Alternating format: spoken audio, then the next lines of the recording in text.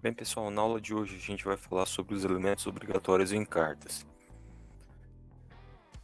Bem, o IBGE, que é o Instituto Brasileiro de Geografia e Estatística, ele é um dos mentores para a elaboração do Plano Cartográfico Nacional, né? Então ele é um dos responsáveis pelo mapeamento sistemático do território brasileiro. E aqui, inclusive, por curiosidade, é importante para aqueles que estão começando, é possível explorar os mapas, né, no próprio site do IBGE, que tem o exemplo das diferentes escalas e mapas. Aqui os arquivos estão em PDF, mas é possível dar uma olhadinha ali nessas cartas e mapas. Aqui a gente tem um exemplo do município aqui de Campo Grande, Mato Grosso do Sul, uma carta titulada, tem essa nomenclatura SF21, tá? Bem, e aqui a gente tem vários elementos que a gente vai discutir na aula de hoje, né? Desde a questão de projeção, nome da carta, nomenclatura. Então tem várias informações aqui que são importantes e que toda carta deve conter. Bem, a primeira coisa é a nomenclatura, né? Deve ser a folha da carta, ela deve ser indicada, deve ter essa nomenclatura. E aqui essa nomenclatura é bem essa daqui, em destaque em vermelho. SF22YB31. Então esse é algo importante. Um outro aspecto também é o próprio título da carta. Então aqui no caso, esse título é Presidente Prudente. E essa carta tem esse título justo pelo fato de ser o topônimo representativo do acidente geográfico mais importante da área. Então, basicamente, o acidente geográfico mais importante da área que dá origem ao nome, ao título da carta. Tá? Então, essa é uma característica importante. Em geral, utiliza-se o nome da principal cidade. No entanto, tem cartas também com nome diríamos, até de morros, de elementos que realmente são importantes naquela determinada carta. Tá? Então, esses dois elementos são obrigatórios numa carta. Bem, um outro elemento também extremamente importante é a questão da legenda. Então, aqui a gente tem um exemplo da legenda, em que exemplifica-se no caso da hidrografia, vegetação. Então, tem a divisão administrativa. Então, se tem convenções cartográficas, que essas cores aqui, elas seguem, né, convenções cartográficas, que, na verdade, quando a gente olha no mapa, a gente busca pela legenda para identificar do que se trata aquele elemento que está sendo representado. Então, esse também é um elemento importante. Bem, o terceiro elemento também obrigatório é a questão da escala. Então aqui a gente tem a escala numérica, tá? Aqui é um exemplo da escala numérica, 1 para 50 mil, tá? E essa escala, além da escala numérica, a gente também tem a escala gráfica, que é essa logo abaixo, tá? Então aqui a gente tem o exemplo da escala gráfica, né? Que nada mais é do que você faz a medição ali com a régua e proporção em centímetros com metros aqui da própria escala gráfica, é possível calcular essa escala numérica. Tá? Isso daqui representa exatamente a mesma coisa. As escalas gráficas e numéricas, elas representam exatamente a mesma coisa.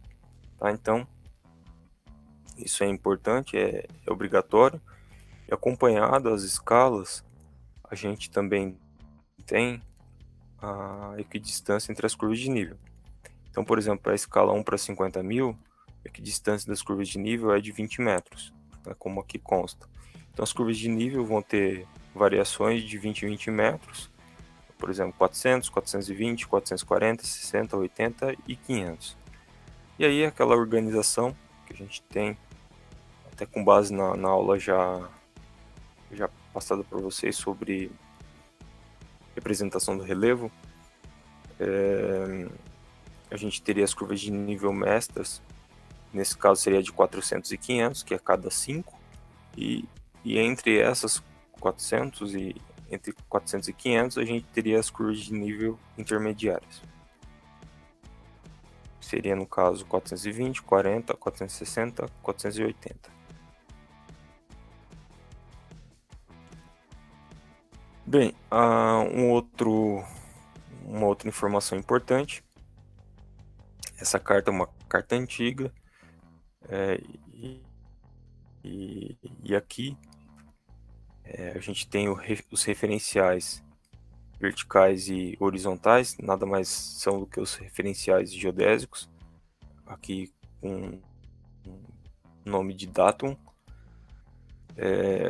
No caso do Brasil, o datum atual, o datum horizontal é o Sirgas 2000, como a gente já viu em aulas anteriores. Então isso deve ser informado, né, na carta.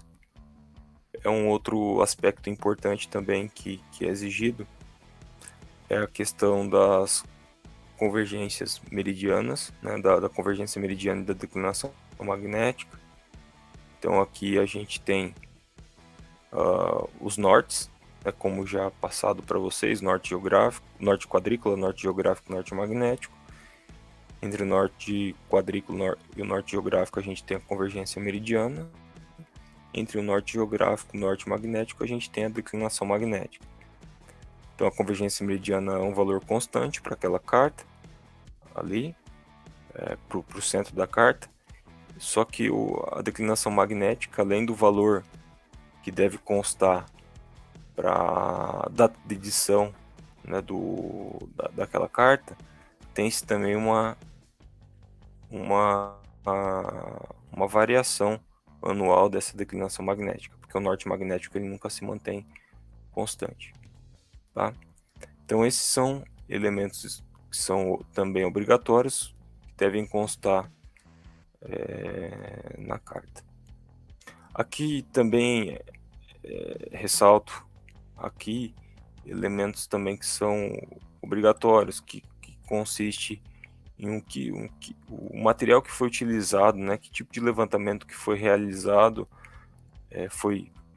para fins de geração desse produto cartográfico. Então, no caso aqui, esse mapa ele foi gerado a partir de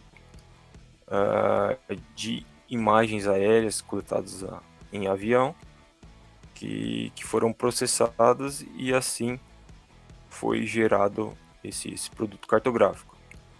Né? Então tem outras informações aqui também importantes, questão do convênio entre o IBGE e o Departamento de Águas e Energia Elétrica do Estado de São Paulo, que deu origem a essa carta que é intitulada Presidente Prudente São Paulo.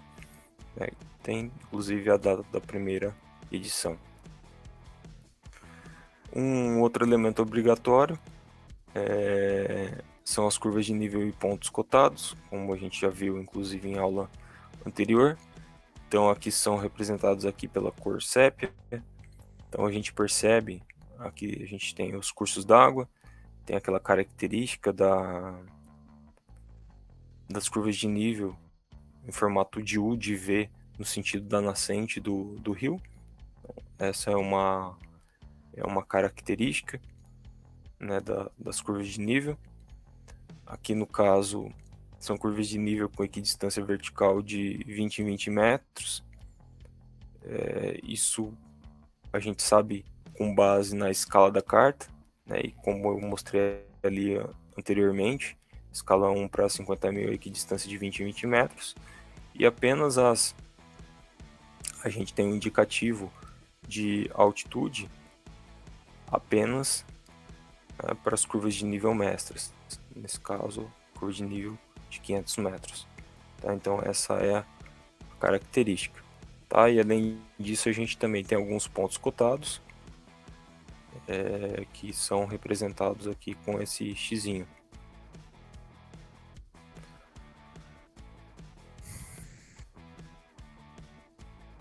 Bem, então então esse é um outro elemento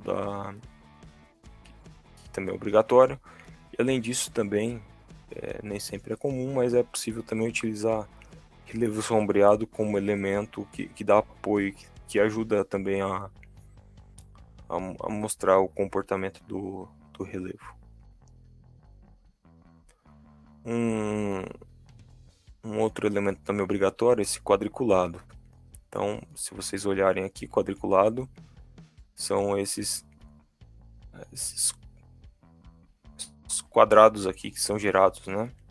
Nem sempre quadrados, tá? Mas são quadriculados. Então, esses são elementos obrigatórios. Quadriculação quilométrica. Então, nessa escala 1 para 50 mil, a gente tem de 2 em 2 quilômetros. Então, aqui é 468, 470, 472. Então, cada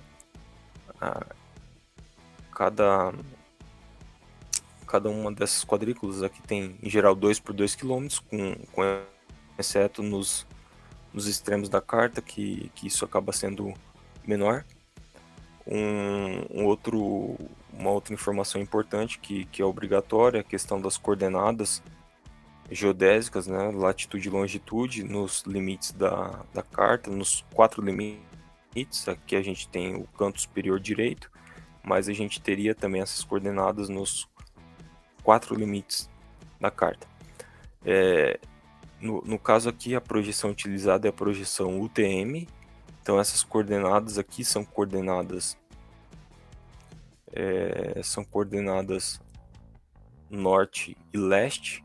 Então aqui a gente tem coordenadas leste, que é E, east, né, que do inglês é o leste. E aqui a gente tem coordenadas N, 7566, 7564. Então, à medida em que a gente vai para a parte de baixo aqui do mapa, a gente está caminhando em direção ao sul. E de 468 para 472 vai aumentando nesse sentido, que vai aumentando, na verdade, a coordenada para leste.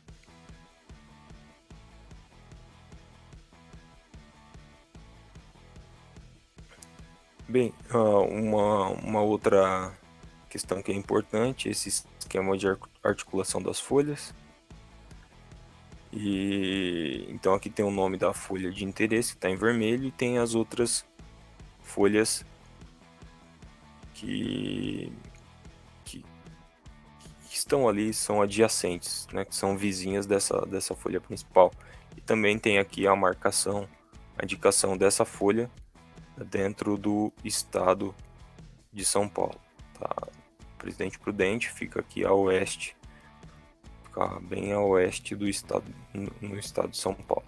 Tá? Então essa é algo que também é obrigatório.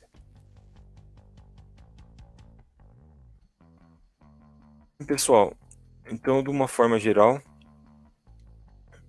foi passado para vocês alguns elementos que são obrigatórios numa carta, que devem constar numa carta. Então a gente viu questão de escala, equidistância, vertical, a gente viu a nomenclatura, o título da carta, a questão das curvas de nível, que seria a representação do relevo. Então são vários elementos que são obrigatórios. Um também que é extremamente importante e obrigatório é a questão da projeção cartográfica, né, que no caso cartas na escala 1 para 500 mil, 1 para 250 mil, 1 para 100 mil, 1 para 50 mil e 1 para 25 mil, utiliza-se a projeção UTM, que é a projeção universal transversa de Mercator, é uma projeção conforme, cilíndrica, né, e que já foi abordado nas aulas anteriores, certo? E pessoal, por hoje é isso. Até mais.